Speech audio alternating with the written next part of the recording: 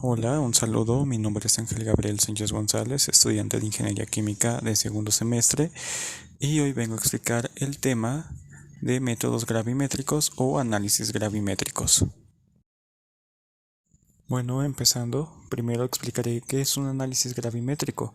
Bueno, en química el análisis gravimétrico consiste principalmente en determinar la cantidad proporcionada de un elemento radical o compuesto presente en una muestra, esto eliminando todas las sustancias que interfieren y convirtiendo el constituyente o componente deseado en un componente de composición definida que éste sea susceptible de pesar.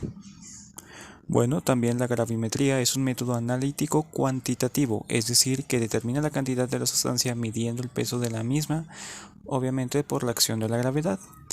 Y los cálculos que se realizan con base, bueno, estos se hacen a base del peso atómico y molecular y se fundamenta en una constancia en la composición de sustancias puras y en las relaciones poderales y estequiométricas en relación a las químicas. Y pues esta se divide en tres métodos, de los cuales explicaré dos, que es el método por precipitación y método por volatilización. Método por precipitación. Bueno, esta es una técnica analítica clásica que se basa en la precipitación de un compuesto de composición química conocida, tal que su peso permita calcular mediante relaciones generalmente estequiométricas, bueno, la cantidad original del analito en una muestra. En este tipo de análisis también suele prepararse en una solución que contiene el analito, a la que posteriormente se agrega un agente precipitante, que es un compuesto que reacciona con el analito en la solución para formar un compuesto de una muy baja solubilidad. Después, posteriormente, se realiza la separación del precipitado, esto de la solución madre, usando técnicas sencillas de separación tales como la decantación y o el filtrado, que pues realmente se utiliza más el filtrado. Bueno, una vez separado el sólido del precipitado, se procede a secarlo en un horno o en estufa para eliminar el rematente de humedad. Esto pues para que no afecte posteriormente. Y para finalmente pesarlo y relacionar de esa forma la cantidad de precipitado con la cantidad del analito en la muestra original, o sea, se hace una comparación. Después, el analito a cuantificar se establece de acuerdo a la reacción y su relación estequiométrica con el agente precipitante. En este método el analito es convertido en un precipitado poco soluble para luego pasar a filtrar y después purificar, esto convirtiendo en un producto de composición química conocida y de ahí se pesa. Pero para que este método pueda aplicarse se requiere que el analito cumpla ciertas condiciones, que son que tenga baja solubilidad, una alta pureza al precipitar, alta filtrabilidad y composición química definida al precipitar. Y pues eso es prácticamente todo.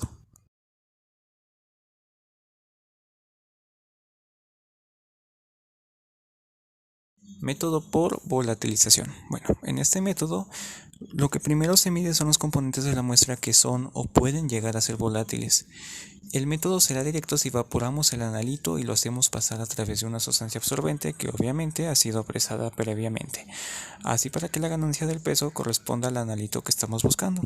Bueno, el método se da indirecto si volatilizamos el analito y pesamos el residuo posterior a la volatilización. Así pues, la pérdida de este peso corresponderá al analito que ha sido volatilizado. Perdón por mi pronunciación. El método por volatilización solamente puede utilizarse si el analito es la única sustancia volátil, es decir, que si no cumple esta característica, pues tendremos que descartar por otro método.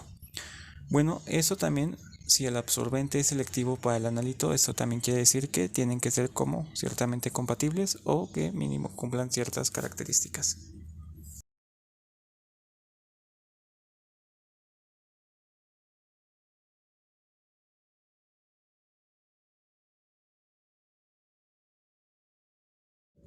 Bueno, ahora voy a explicar el procedimiento para poder obtener los factores gravimétricos junto con dos ejercicios. Bueno, primero que nada, para poder sacar los cálculos gravimétricos, se necesita saber que es un procedimiento acostumbrado. Y pues primero se pesa el precipitado y a partir de este valor se calcula la masa del analito presente en la muestra analizada, que por consiguiente el porcentaje del analito será A, como se puede ver en la siguiente ecuación. Como se ve, para sacar el porcentaje de A se necesita la masa de la misma y la masa de la muestra, esto multiplicado por 100. Para calcular la masa del analito a partir de la masa del precipitado, pues con frecuencia se utiliza un factor gravimétrico, que este factor se define como los gramos del analito presente, o bueno, son los gramos del precipitado. Y para esto se necesita una multiplicación del peso del precipitado por el factor gravimétrico, que nos da la cantidad de gramos del analito en la muestra, como se ve en la siguiente ecuación.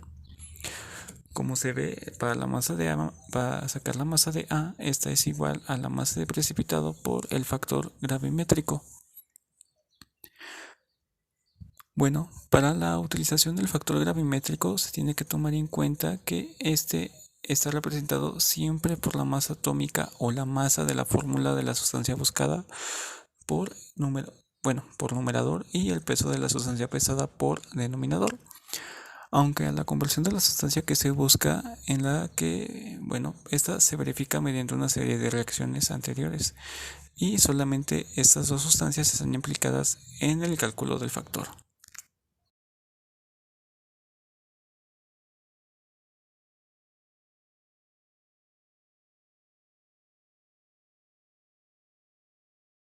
Bueno, ahora voy a explicar dos ejercicios de cálculos gravimétricos. El primer ejercicio nos dice que una muestra de 0.40 gramos que contiene cloruros da un precipitado de cloruro de plata que pesa 0.25 gramos y nos pide calcular el tantos por ciento de cloro en la muestra. Bueno, primero que nada tenemos que sacar la masa del cloro, y pues con esto, más bien esto lo tendremos que hacer utilizando los gramos de cloruro de plata que nos dieron, que son los 0.25, y los vamos a multiplicar por el resultado de la división del peso molecular del cloro y entre el peso molecular del cloruro de plata. Y el resultado, que es 0.06184 gramos, pues va a ser el contenido que estará en los 0.40 gramos de la muestra. Y para sacar el tantos por ciento del cloro, vamos a necesitar la fracción de 100 que ya había dicho anteriormente. Entonces la ecuación quedará de la siguiente manera.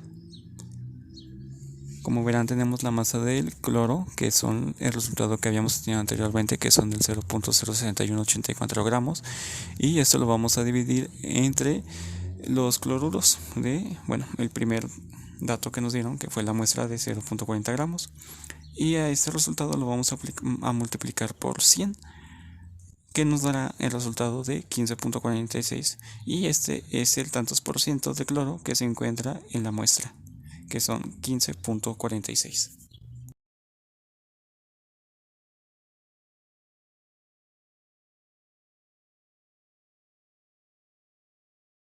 Ahora voy a explicar el segundo ejercicio.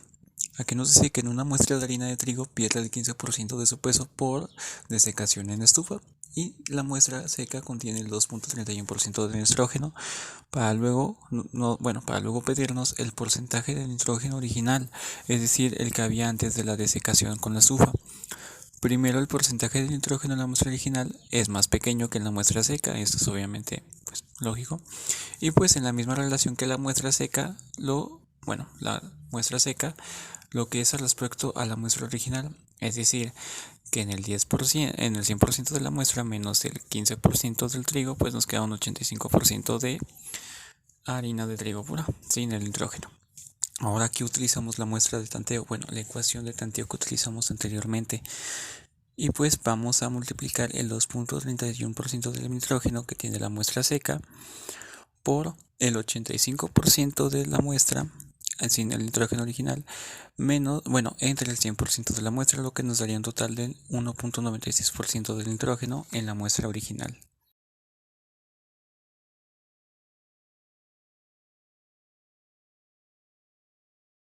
Bueno, ahora voy a explicar un método gravimétrico usando como ejemplo la determinación de calcio en la leche. Primero, los materiales que necesitamos son los siguientes, que son vasos de precipitado, embudos de vástago largos, probetas, varillas policialas, placas de filtración y vidrios de reloj. Y los reactivos que necesitamos son el papel de filtro, oxalato de amoníaco al 4%, ácido tricloaracético al 20%, amoníaco al 1.1% y rojo de metilio al 0.02% y pues obviamente la leche. Para poder determinar el calcio necesitamos primero preparar una disolución de ácido tricloroacético al 10% masa volumen, y esto lo vamos a hacer de la siguiente manera. Con el tricloroacético al 20% vamos a agregar, son 25 mililitros, agregamos otros 25 de agua destilada y después de homogenizarlas tenemos ya los 50 mililitros de tricloroacético al 10%. Ahora después tenemos que preparar otra disolución de oxalato de amoníaco al 0%, y esto se hace primero agregando 10 mililitros del oxalato de amoníaco y después aforamos con otros 90 mililitros de agua destilada. Y ya después de homogenizar ya tenemos el oxalato al 0.4%. Aquí va la primera etapa, que es la desnutrización de la leche. Aquí lo que primero tenemos que hacer es tomar por triplicado 50 mililitros de leche, pesándola y tomando nota de cuánto pesó. Aquí después tenemos que agregarle 10 mililitros de ácido tricloacético para después dejar reposar durante 30 minutos. Después de eso, la proteína se habrá separado de la leche y pues aquí tendremos el calcio que vamos a tener que destilar, utilizando pues un papel de destilación, y aquí vamos a empezar a pues destilar nuestra muestra guardando lo que se vaya destilando, y lo demás se tiene que quedar en el papel. Pues en el filtro va a quedar el calcio que vamos a necesitar pesar, y pues tenemos que después realizar la filtración. Nos va a quedar una muestra y tenemos que diluirla hasta 150 mililitros. Esta muestra la vamos a tener que dejar calentar hasta alcanzar una temperatura de entre 60 a 80 grados.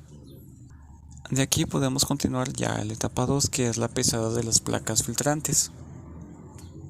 Aquí lo que vamos a hacer, vamos a tomar 3 placas filtrantes de vidrio número 4.